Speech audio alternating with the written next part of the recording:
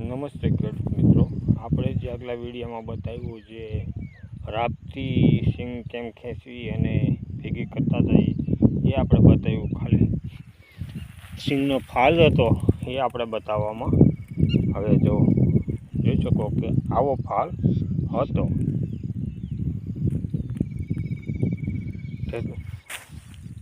અમારા બ્લોગમાં વિડીયોમાં બન્યા રહેજો.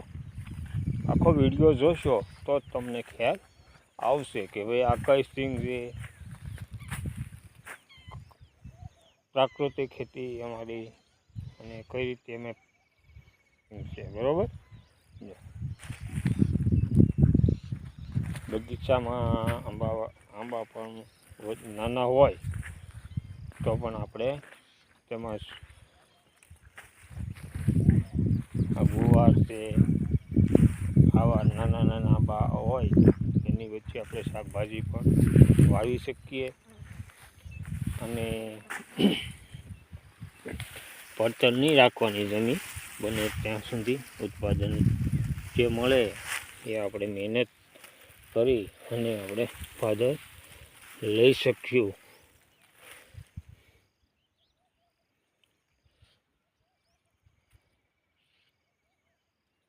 આ ગિરનાર 4 નંબર મગફળી છે.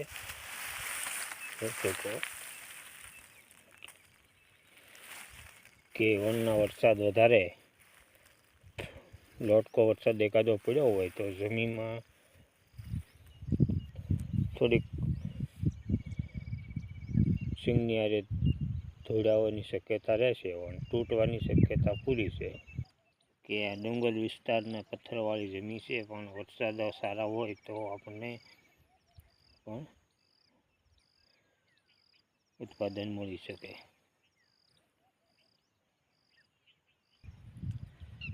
એ પાથરા હોય અને આ રીતનો પાથરો હોય, આડાવાળી નાખી હોય ને ટ્રેક્ટરની રાપથી જે આપણે કાઢી હતી અને પછી ભેગું કરવામાં આવી.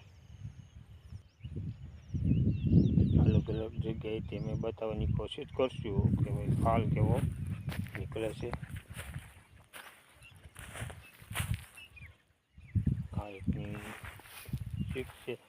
અને ખાસ ખેડૂતને એ કહેવાનું કે અંદર કાળું જે દાણો હોય એની ફરતું કાળું ડાઘ એટલે કાળું ફોફું થઈ જવું જોઈએ.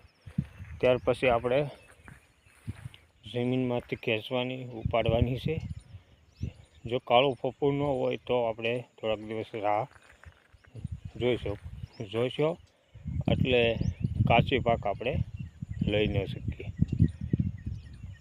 અને જો થોડું સફેદ દાણા ફરતું ફોફું નીકળશે અને હુક્કા તો એ દાણો હાવ ઝીણો એવો અને ઉત્પાદન, વજન, તેલની ટકાવારી આ ઓછી આવશે. ખાસ એ ધ્યાન દેજો આપણે.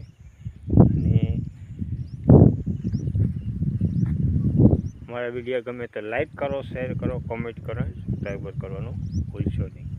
જય ગૌ માતા.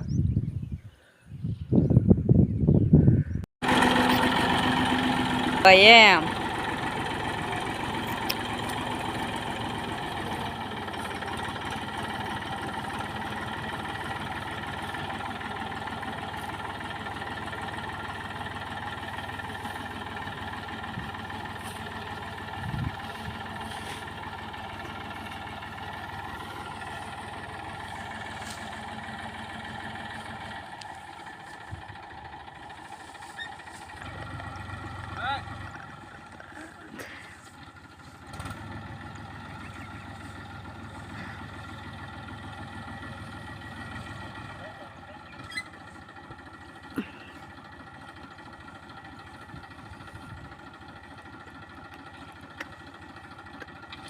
What the?